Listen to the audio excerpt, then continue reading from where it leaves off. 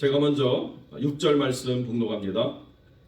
내가 환난 중에서 여호와께 아뢰며 나의 하나님께 부르짖었더니 그가 그의 성전에서 내 소리를 들으시며 그의 앞에서 나의 부르짖음이 그의 귀에 들렸도다. 이에 땅이 진동하고 산들의 터도 요동하였으니 그의 진노로 말미암으라. 그의 코에서 연기가 오르고 입에서 불이 나와 사름이여 그 불에 숯이 피었도다. 또 하늘을 들이우시고 강림하시니 그의 바라는 어두컴컴하다. 그룹을 타고 다니시며 바람 날개를 타고 높이 솟아오르셨도다. 흑음을 솟는 요소로 삼으사 장막같이 자기를 두르게 하시니 곧 물의 흑암과 공중의 빽빽한 구름으로 그리 하시도다. 그 앞에 광채로 말미암아 빽빽한 구름이 지나며 우박과 숯불이 내리도다. 여호와께서 하늘에서 물의 소리를 내시고 지존하신 이가 음성을 내시며 우박과 숯불을 내리시리라. 그의 화살을 날려 그들을 흩으시며 많은 번개로 그들을 깨뜨리셨도다. 이럴 때 여호와의 부지런함과 콧김으로 말미암아 물밑이 드러나고 세상의 터가 나타나다. 함께 읽습니다. 그가 높은 곳에서 손을 펴사 나를 붙잡아 주시며 많은 물에서 나를 건져내셨도다. 아멘. 본문의 말씀을 가지고 절망보다 크신 하나님이라는 제목으로 이 말씀을 함께 나누겠습니다. 오늘 본문의 말씀은 우리가 찬송으로 많이 부르는 1절부터 5절까지의 말씀이 있죠. 나의 힘이 되신 여호와여 내가 주를 사랑합니다. 이렇게 막 부르는 찬양이 있잖아요. 이 찬양이 우리에게 굉장히 익숙하지만 오늘 우리가 바라봐야 될 중요한 관점이 뭐냐, 그 하나님 되심이 어떤 의미인가를 다윗이 어떤 상황에서 고백하였는가라고 하는 것을 우리가 잘 이해할 필요가 있습니다. 지금 배경이 어떤 것이냐면 지금 이 18편의 부제가 뭐냐, 여호와께서 다윗을 그 모든 원수와 사울의 손에서 구원하신 날에 지어진 찬송이다, 이렇게 이해하고 있습니다. 모든 원수와 사울의 손에서 구원하신 날에 하나님께 찬미의 영광을 드리는 것은 너무나도 멋지고 아름다운 순간이죠. 그러나 그런 순간이 올까라고 생각할 만큼의 절망의 깊이도 컸다라고 하는 것을 우리가 4절과 5절을 통해서 볼 수 있습니다. 사망의 줄이 나를 얽고 불의의 창수가 나를 두렵게 하였으며 스올의 줄이 나를 두르고 사망의 올무가 내게 이르렀도다 라고 이야기할 정도로 이 죽음의 구속에서 내가 벗어날 수 없는 형편이다라고 하는 것을 날마다 직면해야 되는 절망감이 오랜 세월 다윗을 짓눌렸던 것을 우리가 너무나도 알고 있습니다. 그래서 다윗이 그 엔게디 광야에서 벗어나가지고 계속 블레셋 진영을 기웃거리고 또 심지어는 블레셋 왕에게 가서 신하가 되고 하는 그런 순간들을 성경이 담담하게 기록하고 있지 않습니까?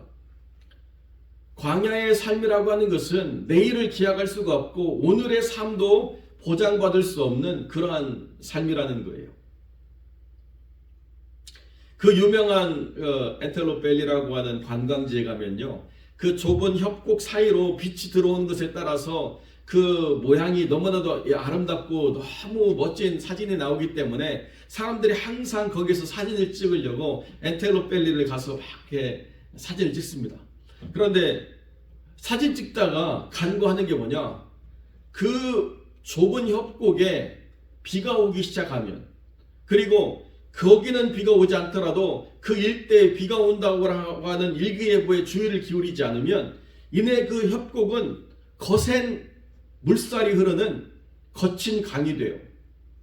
그러니까 사진 찍다가도 사람들이 몸에 조그만한 빗방울이 한두 발 떨어져도 죽으라고 달려서 그 협곡을 벗어나려고 애를 씁니다. 그렇지 않으면요, 사람 키를 훨씬 넘는 엄청난 물이 쏟아져요. 그것이 지금 불의의 창수가 나를 두렵게 한다라고 하는 광야의 두려움이에요. 강이 없었는데 갑자기 강이 생겨요.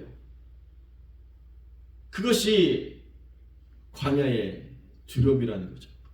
오늘도 설교를 준비하기 전에 이렇게 살피는데요. 가뭄 때문에 이란이 지금 얼마나 난립니까? 그런데 또 비가 와가지고 대홍수가 났대요. 그것이 예측할 수 없는 광야의 삶이거든요. 목말라가지고 물 달라고 그렇게 외치다가 갑자기 물이 쏟아지면 그 물 때문에 또 죽음의 고통을 겪는, 어떤 것도 편안하지 않는 그런 삶이 광야의 삶이라는 거죠. 그런데 그것이 바로 다윗을 하나님께서 훈련시켰던 삶의 자리라는 거예요. 그때 내 절망보다도 하나님이 크다라고 하는 사실을 우리가 내 영혼에게 그냥 완전히 새겨넣어야 된다는 거예요. 사람들이 믿음 잘 가지고 아름답게 믿는 것 같지만 항상 자기 선에 한계가 있습니다. 여기가 넘어서면 돌아오지 않고 그냥 떠내려가는 그 영역이 있어요. 나이아가라 폭포도 노 터닝백이라고 하는 라인이 있다면서요. 안 가봤으니까 모르지만 아무리 내가 수영을 잘하고 아무리 내가 모터 동력이 있어도 이 선을 넘어가면 떨어질 수밖에 없다, 이런 선이 있었다고 하잖아요. 지금도 있는지 모르겠지만 그 선을 넘어서는 한계를 내 힘으로는 극복할 수 없거든요. 그러니까 내가 늘 염려하는 게 뭐냐, 욥처럼 내 자식들 안전하게 지켜주시고 내 행여 범죄로 인해서 내가 하나님의 심판을 받지 않도록 하나님 앞에서 내가 그 선을 지키려고 하는 그런 틀이 있는 것, 그것 자체가 잘못된 것은 아니지만 하나님께서 안타까우게 하시는 게 뭐냐, 늘 그 틀 안에서만 머물러 있어가지고 내가 행여 그러한 어떤 절망적인 순간이 온다 하더라도 나는 내 믿음을 지키겠습니다라고 하는 결단과 각오가 서지 않기 때문에 안전주의, 나를 보호하는 보신주의, 이것만 가득하게 되면 믿음이 한계에 다 있다는 거예요.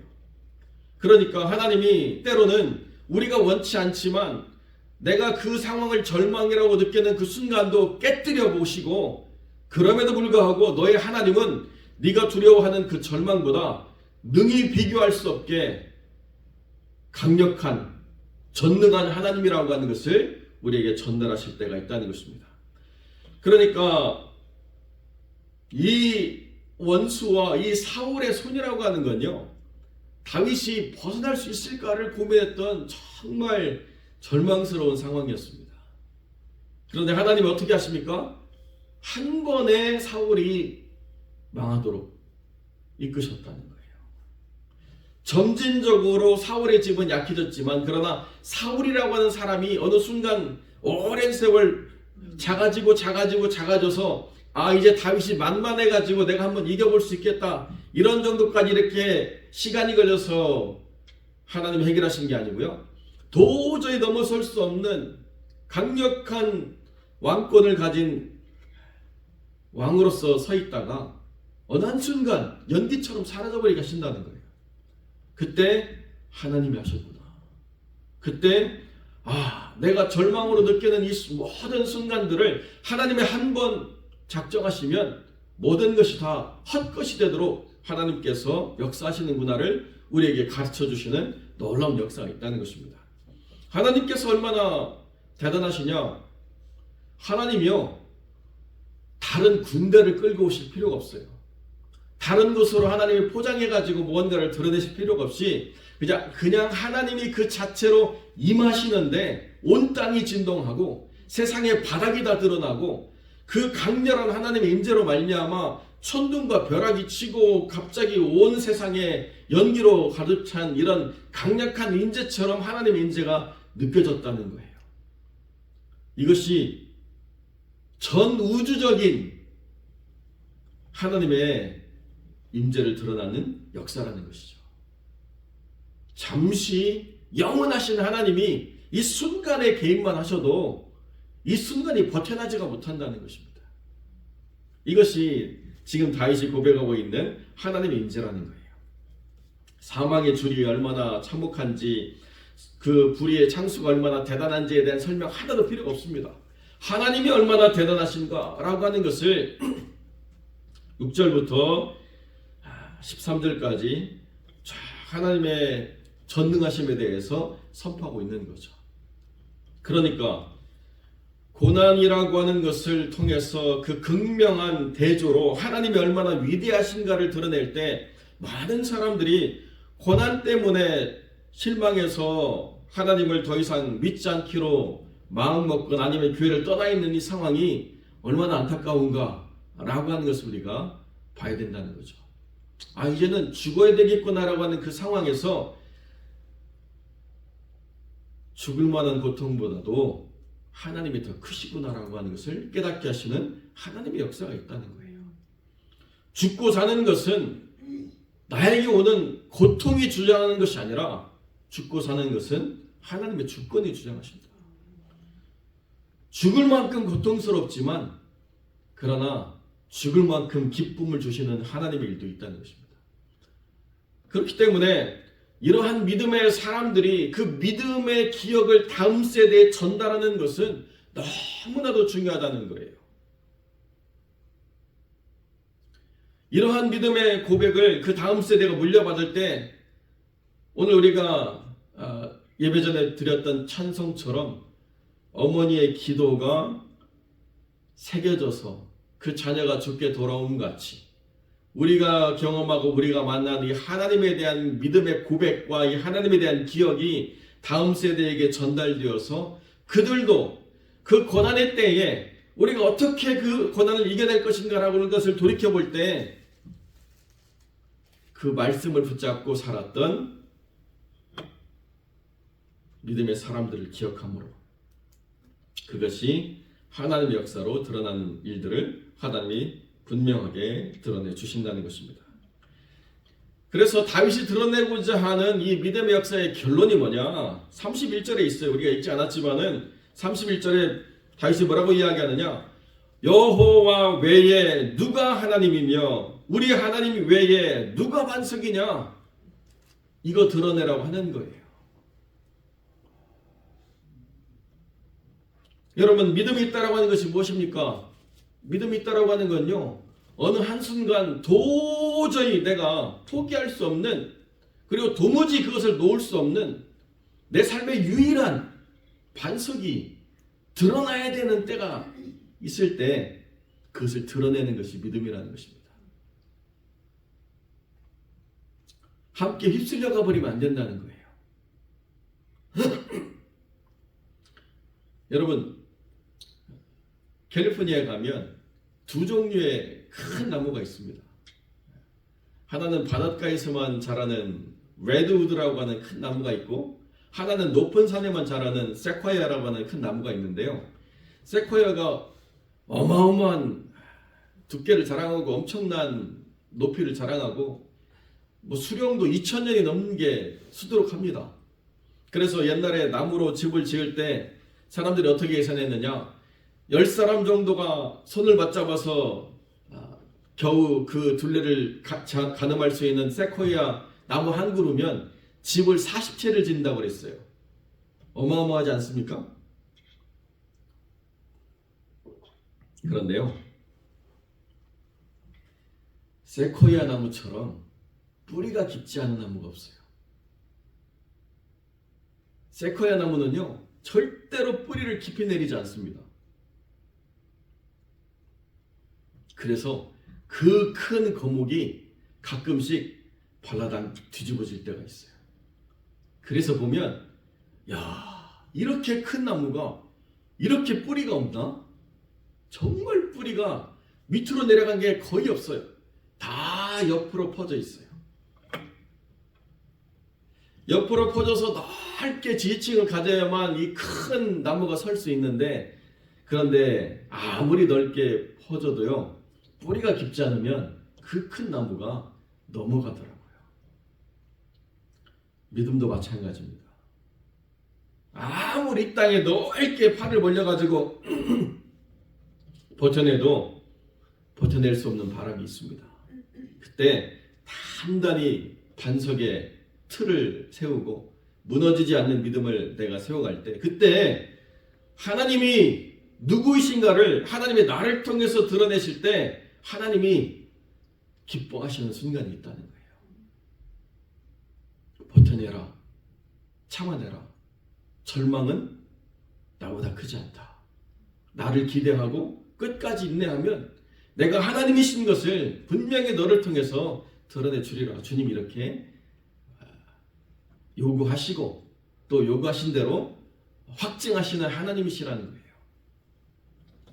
그러니까 하나님이 그렇게 하나님을 알아가는 자들에게 각 사람의 성향에 따라서 하나님이 누구이신가를 그대로 드러내주는 하나님의 역사가 있는데 25절, 26절에 다윗이 뭐라고 이야기하느냐? 자비로운 자에게는 주의 자비하심을, 완전한 자에게는 주의 완전하심을, 깨끗한 자에게는 주의 깨끗하심을 하나님이 드러내신다는 것입니다. 그러나 사특한 자에게는 주님께서 거스르심을 보여주신다는데 이 거스르심이 뭐냐? 대적한다는 거예요. 하나님이. 너는 나의 적이다라고 주님이 선포하시고 괴롭게 하시고 멸하게 하시는 역사를 드러낸다는 것입니다. 그러나 믿음의 순전한 하나님의 사람들은 그 믿음의 순전함에 따라서 심령이 깨끗한 영혼은 하나님이 그 모든 어지러웠던 상황들을 다 정결하게 하시고 깨끗한 영혼으로 하나님께서 다시 세워주시고, 여기 완전한 자라고 하는 것은 성실한 영혼을 말하는 거거든요. 하나님의 성실하심이 얼마나 큰가를 하나님 드러내 주셔서 그렇게 열심으로 애쓰고 수고했던 것만큼 하나님이 그 삶을 세우시는데도 열심으로 하나님이 드러내셔서 그 삶을 세우시고, 또 자비로운 자에게 하나님의 긍휼과 은혜가 얼마나 넘치는가를 드러내시는 하나님의 역사가 있다는 것을 드러내신다는 것입니다. 그때 우리가 자신 있게 외치는 거죠. 여호와 외에 누가 하나님이냐? 우리가 하나님 외에 누가 반석이냐를 외칠 수 있도록 하나님께서 보여주신다는 거예요. 그러니까 고난은 고생이 아니라는 것입니다. 우리가 하나님을 붙잡고 감당해내는 그 고난은요, 우리를 영화롭게 하는 것일 뿐만 아니라 하나님이 누구이신가를 드러내는 영광의 자리라는 거예요. 그때 하나님이 우리를 통해서 기뻐하시는 놀라운 역사가 있다는 것입니다. 사람들이 할 만해서 하면 사람이 했는지 하나님이 했는지 사람들이 기억을 못합니다. 될 만하니까 되고 할 수 있으니까 하고, 이 모든 것들은 다 우리의 손으로 했기 때문에 하나님이 하신 거라고 하는 것이 희미해질 수밖에 없다는 거죠. 더 심각하면 그렇게 해놓고 우리의 이름을 높이자라고 하는 사람들의 소리가 커질 때도 있다는 것입니다. 근데 하나님께서 어떻게 역사하시느냐? 가난한 자들로, 곤고한 자들로, 약한 자들로 하나님의 영광을 드러내실 때가 너무나도 많다는 거죠. 할 수 없기 때문에 하나님을 기대하는 것입니다. 죽을 만큼 힘든 고난의 자리에 잇따른다면 죽음을 넘어서는 영광을 하나님께서 예비하셨기 때문이라는 거죠. 그러니까 무엇 때문에 실망해서, 무엇 때문에 힘들어서, 무엇 때문에 어려워서 이제는 더 이상 하지 않겠습니다. 우리가 그런 마음 들 때가 있죠. 믿음의 사람들도 다 그런 고백을 했습니다. 이제는 더 이상 하나님 말씀을 선포하지 않겠습니다. 그런데요, 그 심중에 하나님의 불이 타올라가지고 견딜 수 없어서 그 말을 한 나를 내가 부끄럽게 할 정도로 또 열심히 주를 향해 달려나가는 삶을 예레미야나 에스겔이 살아가지 않습니까? 사랑하는 성도 여러분, 이 한 해가 우리 믿음의 고백 가운데 누가 하나님이냐를 우리가 증거한 한 해가 되었다고 한다면 하나님 얼마나 기뻐하실 거예요. 그리고 새로운 한 해 속에서도 우리가 무엇을 드러내야 되느냐? 하나님 한 분 이외에는 우리의 예배를 받으실 리가 없고, 하나님 한 분 이외에는 우리가 영광을 높여드릴 신이 없다. 이것을 우리가 드러내기 위함이고, 우리는 내년 한 해에도 많은 일들로 애쓰고 수고하겠지만은, 그러나 그 모든 것을 우리가 돌이켜볼 때 하나님이 하셨다라고 하는 고백만 우리가 담아가는 믿음의 사람이 된다라고 한다면, 새로운 한 해의 우리의 삶이라고 하는 것은 정말 하나님을 영화롭게 하는 삶으로 하나님이 다 받아주시는 거룩한 산제사의 삶이 될 줄로 믿습니다. 사랑하는 성도 여러분, 하나님 외에 누가 하나님이냐를 하나님은 여러분들을 통해서 증명받으시기를 원하십니다. 그 하나님 앞에서 부끄러움이 없는 믿음의 일꾼으로 굳게 서시는 하나님의 사람들이 되시기를 주님의 이름으로 축원드립니다.